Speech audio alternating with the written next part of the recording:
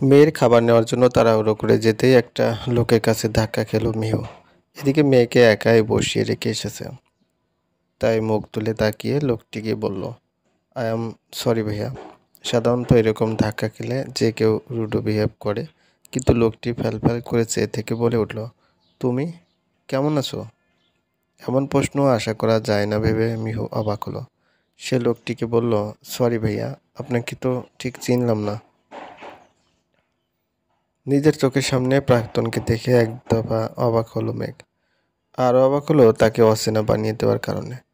তবে কি অভিমান থেকেই অভিনয় করে অচেনা বলছে? মেঘ আবারও বলে, তুমি আমাকে চিনতেছো না? মিহু মাথা নাড়িয়ে না বলে। তারপর খাবার টেবিলে চলে যায়।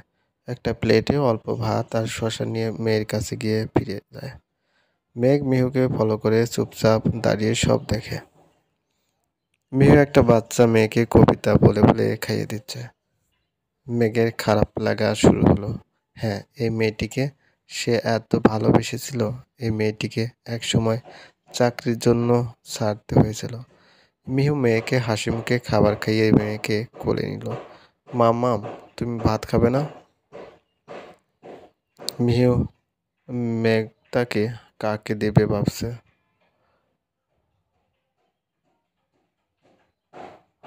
এই বিয়েতে চেনা জানা কেউ নেই, আর বাচ্চা কোলে নিয়েও খাবার খাওয়া যায় না। মেয়েটা হচ্ছে মিহুর বান্ধবীর বিয়েটা হচ্ছে মিহুর বান্ধবীর। মিহু উপায়ন্তর না পেয়ে বউ সেজে থাকা তার বান্ধবীর কাছেই যায়। রিয়া, কিরে খেয়েছিস? না। তুই মেঘটাকে আমাকে দে, আমি দেখে রাখবো। মিহু হাসিমুখে মেঘটাকে রিয়ার পাশে বসিয়ে ভাত খেতে যায়। মেঘ আড়াল থেকে সব দেখে। তার প্রাক্তনের বিয়ে হয়ে গিয়েছিল, তাহলে তার হাজবেন্ড কোথায়? আর শ্বশুর বাড়ি থেকে কেউ কি আসেনি, একা এভাবে আশ্রয় দিয়েছে, যার জন্য বাচ্চাকে কোলে নেওয়ার কেউ নেই? এসব প্রশ্ন মেঘের মাথায় ঘুরপাক খাচ্ছে।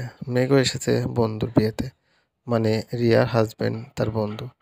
রিয়া মেঘকে ভালোভাবে চেনে বন্ধুর হাজবেন্ড হিসেবে। মেঘ রিয়ার সামনে গিয়ে মেঘ তাকে আদর করে তারপর রিয়াকে বলে, বাচ্চাটা কার? আমার এক ফ্রেন্ডের। ও আচ্ছা, খুব কিউট বাচ্চাটা। হ্যাঁ, আচ্ছা একটা প্রশ্ন করি। হ্যাঁ অবশ্যই। তোমার ফ্রেন্ড কি একাই এসেছে? হাজবেন্ড অথবা শ্বশুরবাড়ি কেউ আসেনি? না। তখন মেঘটা চট করে উঠে দাঁড়ায়। রিয়া বলে, কই যাও মেঘো? মামের কাছে। মেঘ তাকে কোলে নেয়। একদমই তার প্রাক্তনের মতো দেখতে হয়েছে। কি নাম তোমার? মেঘটা ফ্যাল করে কিছুক্ষণ চেয়ে থাকে। এরকম পুরুষ মানুষ ছোট থেকে সে কম দেখেছে। একটু ভয়ও লাগছে। বারবার এদিক সেদিক মেঘকে খুঁজছে। মেঘ আবারও জিজ্ঞেস করে, কি নাম তোমার? মেঘটা বলে, মেঘতা। মেঘের বুকটা ধক করে ওঠে। অতীত মনে পড়ে চোখ ছলছল করে ওঠে। হ্যাঁ, বহু বছর আগে এই নামটাই সে সিলেক্ট করেছিল নিজের মেয়ের জন্য। মেঘের নামের সাথে মেঘতা তার প্রাক্তন, তাহলে তাকে ভুলেনি, তাহলে তাকে না চেনার সব অভিনয়ই করেছে। মেঘ ভাবছে মেঘতার থেকে জিজ্ঞেস করবে তার বাবার কথা। এরকম একটা বাচ্চা মেয়েকে নিয়ে একাই বা আসলে কেন?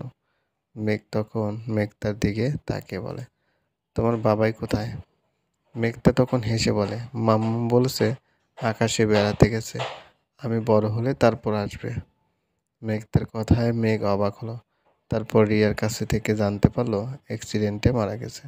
মেঘের বুক ধক করে উঠল।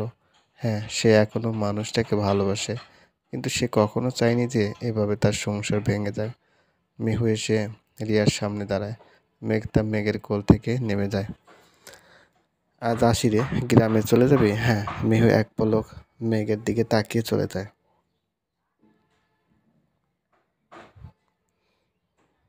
মিহুর এমন ব্যবহারে মেঘ অবাক হয়। মেয়েটার এতই রাগ অভিমান যে তাকে চেনার প্রয়োজন মনে করছে না।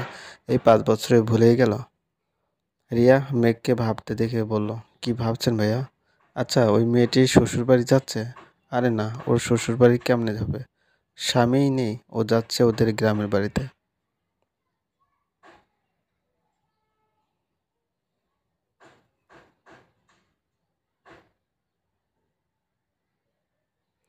মেঘ একটু হাসার অভিনয় করে মিহুর পিছনে পিছনে গেল, কিন্তু ততক্ষণে মিহু গাড়িতে উঠে গেছে। মেঘ আবারও রিয়ার কাছে এসে জানতে চাইল ওই মেয়েটির গ্রামের বাড়ি কোথায়। রিয়া অবাক হয়ে ঠিকানা দিল, আর মেঘকে এভাবে অস্থির হতে দেখে থমকে চেয়ে থাকলো। মেঘ দ্রুত বের হলো, উদ্দেশ্য নিজের বাড়ি।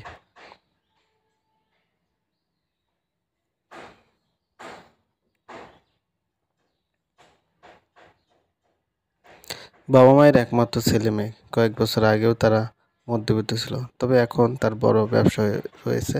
মেঘের মা অনেক চেষ্টা করেছে ঘরে বউ আনার জন্য, কিন্তু মেঘ কিছুতেই তার ভালোবাসা বলতে পারছিল না। আর যতদিন সে মনে থাকবে ততদিন কিছুতেই অন্য কাউকে মনে জায়গা দিতে পারবে না। কলিং বেল ছাপতে মেঘের মা দরজা খুলে দিল। মেঘ ভিতরে ঢুকে যেতে যেতে বলল, আমি গ্রামে যাবো আম্মু। ছেলের মুখে এমন কথা শুনে তিনি অবাকই হলেন, কারণ আমি আজ ওকে দেখেছি। মেঘের মায়ের বুঝতে বাকি রইল না কার কথা বলছে। মেঘ মাকে নিয়ে নিজের রুমে গেল। মাকে বিছানায় বসিয়ে নিজে ফ্লোরে বসে হাত মুঠো করলো। এবার যদি আমি তাকে হারিয়ে ফেলি আমি মরে যাব। কিন্তু তারা তো শহরে থাকতো, এখন সবাই গ্রামে থাকে। মেঘ, সে এখন বিবাহিত, তুই তার সাথে আর সম্পর্ক রাখতে পারিস না। আম্মু, তুমি জানো না যে ওর হাজব্যান্ড মারা গেছে, একটা মেয়েও আছে। আমি জানি ও ভালো নেই, আমি আবার ওকে বিয়ে করতে চাই।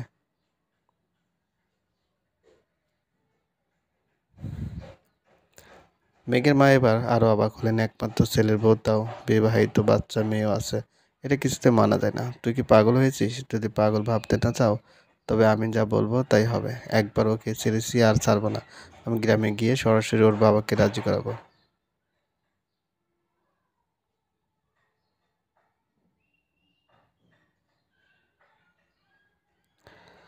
এই বলে রাগ করে উঠে কাপড় গোছগাছ করতে চলে গেল। মেঘের মায়ের কপালে ভাঁজ পড়ল। তবে ভালো হয়েছে, ছেলে যেভাবে ভালো থাকে এতেই তার শান্তি। কিন্তু মনে মনে একটাই সমস্যা, সে অন্যের বউ ছিল। মিউ মেয়েকে কোলে নিয়ে বাসের সিটে জানালার ধারে বসে আছে। মেঘটা তখন ঘুম। মেয়ের কপালে চুমু দেয় আর কেঁদে ওঠে। পুরনো স্মৃতি মনে পড়ে সে কেঁদে ওঠে। মিহু বর্তমানে বাবা মার একমাত্র মেয়ে। মিহুরা দুই বোন ছিল। আগে এই শহরে থাকলেও এখন সে বাবা মাকে নিয়ে গ্রামে থাকে।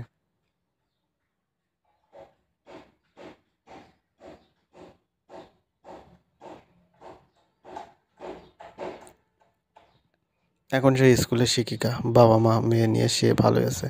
গ্রামের রাস্তা আসতে বাস থেমে যায়। মিহু মেয়েকে নিয়ে বিলের ধারে হেঁটে যায়। বোরকাটা এক হাতে ধরে আরেক হাতে মেয়েকে ধরে। দূর থেকে মিহুর বাবাকে দেখা যায়। বিয়েতে মিহুকে পৌঁছে দিতে চেয়েছিল। মিহু আসার যাওয়ার অভ্যস্ত বলে তিনি আর এগিয়ে দেননি। আব্বু, কই আমার নাতনি কম? মেঘটা চোখ খুলে, নানা ভাই এই তো জেগে গেছে। ইস, মামাকে কষ্ট দিয়ে এখন নানা ভাইকে ভালোবাসা দেওয়া হচ্ছে। বাবা মেয়ে হেসে ওঠে, আর মেঘটা চোখ পিটপিট করে থাকে। গ্রামের রাস্তা দিয়ে হাঁটলে বাড়িতে যেতে দূর লাগে, কিন্তু বিল দিয়ে বাড়ি একদম কাছাকাছি, তাই মিও সেই পথ ধরলো। বাবার সাথে টুকটাক কথা বলছে আর হাসছে।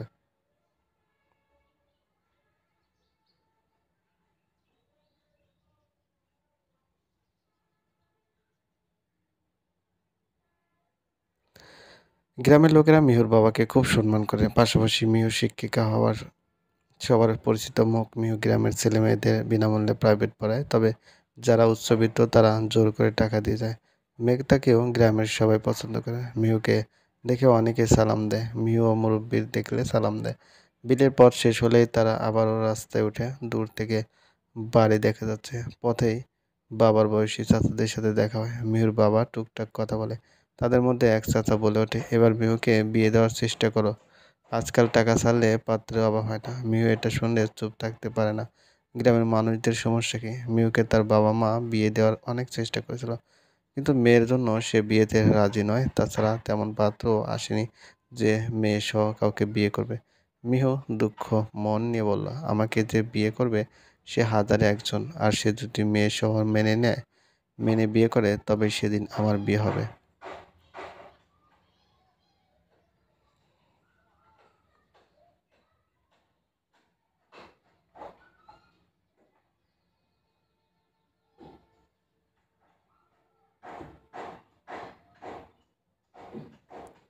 মিহুদের বাড়ির উঠোনটা অনেক বড়। মিহুদের মতো উঠোন গ্রামের আর কারো নেই।